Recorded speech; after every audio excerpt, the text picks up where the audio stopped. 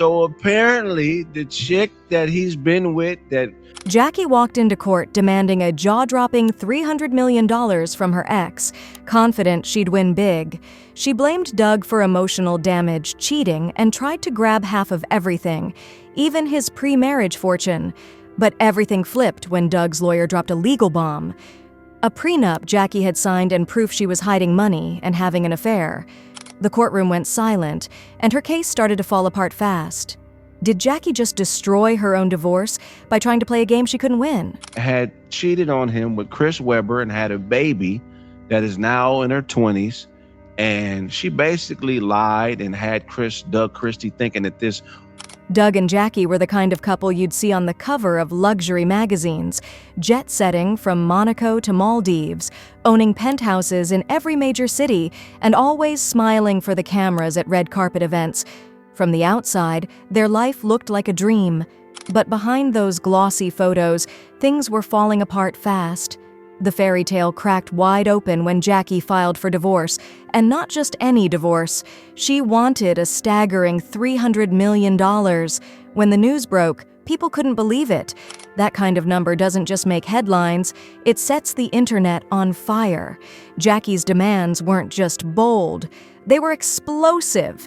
She claimed Doug had put her through emotional torment for years, accusing him of cheating, manipulating her, and using his power to keep her under control. She painted herself as the silent victim who stayed loyal for the sake of the family. And now that it was over, she wanted her share, and more. Her legal team argued that she deserved more than half of the couple's combined wealth, even going as far as trying to challenge some of Doug's fortune from before their marriage. Real estate, tech investments, luxury cars, stocks. She wanted it all on the table. Suddenly, Doug, who was known for being one of the sharpest business minds in the country, looked like he was backed into a corner. Everyone thought he was going to take a massive loss. What if everything you thought you knew about Jackie Christie and Chris Webber was a lie? In a shocking twist no one saw coming, Jackie has broken down in tears, accusing Chris of setting her up in a money scheme that goes way deeper than anyone imagined. But everything shifted the day Doug's lawyer stepped into court. Calm and collected, he didn't say much at first, just handed over a thick folder and quietly let it speak for itself. Inside was the game changer, a prenuptial agreement signed by Jackie just weeks before their wedding. It wasn't vague or confusing. It was clear as day. Jackie had agreed in writing to walk away with far less than she was asking for, and there were signatures, timestamps, and witnesses to back it up. That alone would have shaken her case, but the real blow was still coming. Doug's legal team had done their homework. They had uncovered a trail of Jackie's financial activity that shocked even the court.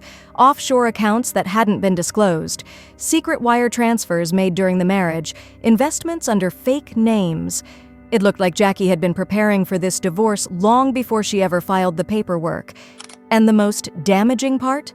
Some of that money came from accounts tied to joint assets, money she wasn't supposed to move without Doug's knowledge. The moment this was revealed, the energy in the courtroom changed. Jackie's strong legal position suddenly looked fragile, and her $300 million claim began to crumble under the weight of her own secrets. People watching the case unfold couldn't believe how fast the tide turned. What started as a one-sided battle ended up looking more like a trap that backfired. And while Jackie's team scrambled to control the damage, Doug stood there like he knew this moment was coming. The reason I want to hire Doug Christie to do anything is because I watched this, what's that special that Brian Gunn will be doing on HBO and shit, Inside Sport. Yeah.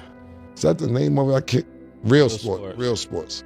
This is the part where the story takes a wild turn, the kind no one saw coming.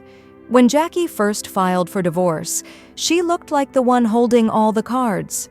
She came in strong, demanding $300 million and portraying herself as the loyal wife who'd been betrayed. But behind the scenes, Jackie had been doing some digging of her own. She secretly hired a private investigator to follow Doug around before she even served him the divorce papers. Her goal? There was an episode on Real Sports, and this was years ago, and I wanted to check to see if he's still married before I do this. And he is. And Jackie Christie runs his life. Catch him cheating. Catch him lying. Anything that would make her $300 million claim bulletproof. But instead of exposing Doug, the private investigator uncovered something completely different and totally unexpected. The spotlight turned around, and suddenly it was Jackie who had some serious explaining to do. The investigation revealed that she'd been having an affair for years with a business partner of hers. It wasn't just rumors or hearsay either. The court saw actual proof. Emails, late-night messages, hotel receipts, and even flight bookings where the two were traveling together under fake names. It was all there. The moment this information came out in court, you could almost feel the tension shift. Jackie, who had been so confident and composed, started looking cornered.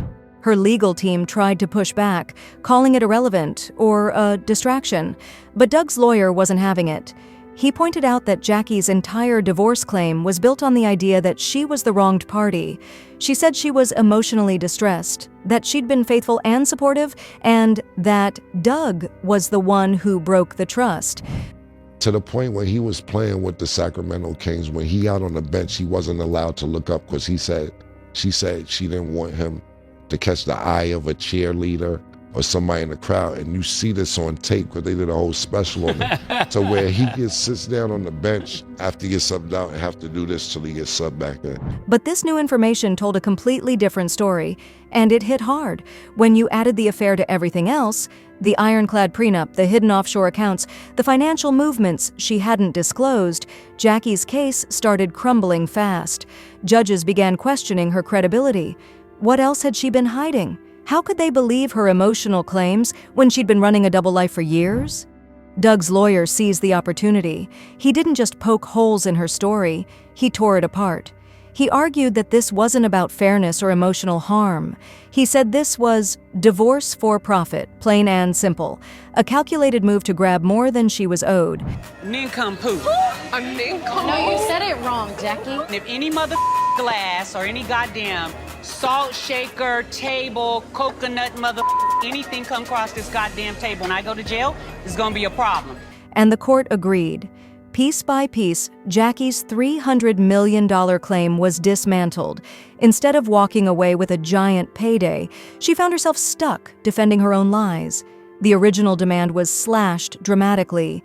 Some say she ended up with a fraction of what she expected, just enough to walk away quietly without further embarrassment. The irony?